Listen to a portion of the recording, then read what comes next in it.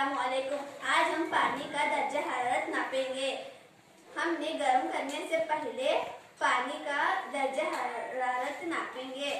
आप देख सकते हैं कि पानी का दर्जा हरारत 25 डिग्री सेंटीग्रेड है।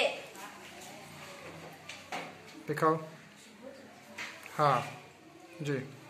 इसके बाद हम पानी को गर्म करके देखेंगे क्या तब्दीली होती है। ओके।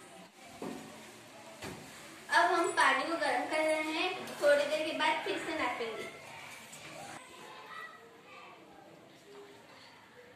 अब आप देख सकते हैं हमने 2 मिनट के बाद फिर से देखा है 50 डिग्री सेंटीग्रेड हुआ है। और इसके बाद फिर से हम थोड़ी देर के बाद देखेंगे। जी 50 डिग्री सेल्सियस हुआ है, फिर थोड़ी देर के बाद देखेंगे इंशाल्लाह। अब आप देख सकते हैं कि पानी उबल रहा है।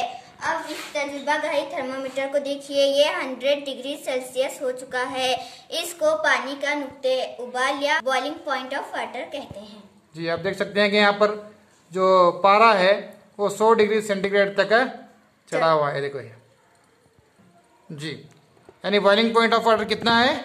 100 डिग्री सेल्सियस। तमाम बच्चे बोलो 100 डिग्री सेल्सियस। ओके।